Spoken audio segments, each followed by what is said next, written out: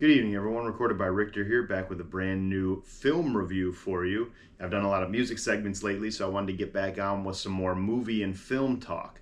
The last one I did was for Spike Lee's Highest to Lowest, starring Denzel Washington, and today I am back with a review of the movie Weapons by Cregger. And this movie is a horror genre film which plays with elements of comedy, but it is that dark comedy, and I really enjoyed the direction of this movie by Zach.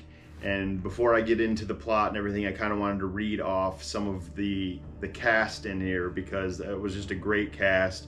You had Julia Garner playing Justine, who is the protagonist in this film. You had Amy Madigan playing Gladys, who is the antagonist in this film. Josh Brolin, who plays the father of one of the kids that goes missing. Austin Abrams, who plays James, who is kind of a street kid, a junkie who's down on his luck and has an interesting vantage point on the whole story, being that he's out in the streets. And you had Benedict Wong playing Marcus, who was the principal of the school. Eldon Einreich, who plays Paul, the town's police officer and former love interest of Justine. Then you had Julie Diane Raphael, who played the wife of the cop, and then also Carrie Christopher, who played Alex, who is the one boy in the class who doesn't go missing. And that probably sounds confusing because I haven't given you the plot, but basically the film is about this one classroom at this school in this small town where at 2 something in the morning, every kid in the class goes missing at the same time except for the one kid, Alex. And there's video footage from all the parents' different security cameras where it looks like the kids got up and just ran off into the night and disappeared, and now they can't be found. And Julia Garner is the teacher of this class, and basically they're trying to figure out what is going on and where these kids went throughout the film. And I like the way that the film was run. It was almost kind of like a book. You know, I'm reading a book right now that's very in a similar setup. With this one's called The Prophets. Nothing to do with the storyline of this one, but each chapter is from a different character's perspective, and I love that kind of stuff. And that's exactly how Weapons is set up. It takes you through multiple parts, and each one is from the vantage point of the same day from each character in the story. And it's really cool because it's kind of like a slow burn. Each one of them reveals a little bit more and a little bit more, and until you get to the Gladys's character, which really kind of pulls everything into perspective. And I thought that the film was awesome because it was as scary as it was also really funny. There was a lot of elements of dark comedy in this movie, which I enjoyed, and it makes sense now once I did a little bit of research on this, because the movie is done by filmmaker Zach Cregger, and he is part of the comedy troupe Whitest Kids You Know. So he started in sketch comedy, which is interesting because now it almost feels like that's like a little bit of a trend now. I'm seeing, you know, we had Jordan Peele come from Key and Peele over into being one of the biggest, most heralded horror directors. In fact, I'm going to see the movie Him at 3 o'clock with E over at Imagine, which is a movie that he produced. He didn't direct this one, he just produced it.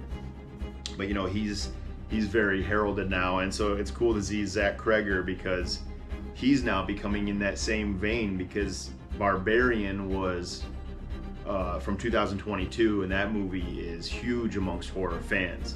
And if I'm comparing Barbarian to Weapons, I would think that Barbarian is scarier. So if you're looking for the scary elements, you're probably gonna go with Barbarian, but Weapons was just a great flick. And Barbarian though, I'll tell you a little story about that one.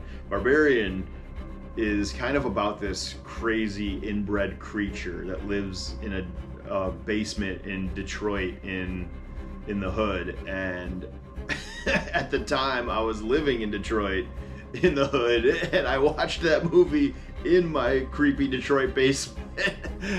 For context, we had like a weird little basement in our place that I like revamped and put some carpets and a TV down there and a couch, and kind of like turned it around from the creepy basement that it was when we got the place. But it just made it extra scarier watching that movie from Detroit that takes place in a Detroit basement. But anyways, back to weapons. So this film is very cool in that way that it follows that structure from going from each character of the class. And I think that kid that played Alex did a great job. It's hard to find good child actors, so I think Carrie Christopher deserves some recognition and did a great job in that. It's also cool that they threw a little bit of a cameo, and this, I guess, spoiler alert, Justin Long, who was in Barbarian, is also in this one. And it's funny because Justin Long, you know, as much as he was known for comedy during his heyday of acting, he's kind of like also like a horror movie guy too, because, you know, Jeepers Creepers and Barbarian and Tusk and all these, he's been in all these horror movies. You know, he was known for comedies when he was in his 20s and stuff. But Julia Garner, amazing actor, she always kills it. We know her from Ozark for the most part. She's had a really great career so far. Amy Madigan as Gladys did such an amazing job playing this creepy old woman, man. I mean, between the creepy old woman and the creepy kids, man, there's something about that in horror movies that really get to you. And I've heard rumors that they're going to be making a prequel about Amy Madigan's character Gladys, which will kind of make the whole storyline make even more sense. So I'm really excited for that. And then Josh Brolin, as you know, I don't have to really talk too much about his tenure in Hollywood and how he's been making just great movies ever since the Goonies, bro. Literally since the Goonies, Josh Brolin has been acting, and his father before that. So he comes from a long line of royalty in Hollywood. And yeah, man, I just really enjoyed Weapons because I like movies that have the dark comedy element mixed in. Eddington was kind of like that with me, where, you know, it had a lot of really funny satirical parts to it, as well as these intense, awesome action sequences. And this movie really had that. Austin Abrams was my favorite part of the movie. He played the junkie James, and his perspective of the movie, his chapter, I guess, in the movie was my favorite part of the whole thing. He was hilarious. His character was great. He did an awesome job, and I just can't say enough good things. So I'm really excited to see what more Zach Cregger has to offer. He's, you know, like I've mentioned with these last Ari Aster and Ryan Coogler, he's another young filmmaker that is doing awesome, groundbreaking stuff. So shout out to those guys. I really enjoyed this, and I will be back with some more stuff. I've got my Anderson .Paak sweatshirt on because I'm going to see No Worries tonight in Detroit. Anderson .Paak and Knowledge, their group, they're going to be here tonight, and so I'm going to go see that, and I'll definitely do a review of that. And if you haven't seen it, I just posted a review of the Clipse concert that I went to with Ian Shaw in downtown Detroit, so go check out for that. I've got plenty of stuff, you know, weekly long form segments and daily shorts, so go check out those. Subscribe if you haven't, like if you haven't. I hate saying that shit, but it does help my channel grow, and without paying for promotion, I gotta do it myself. So that's what I got for you today.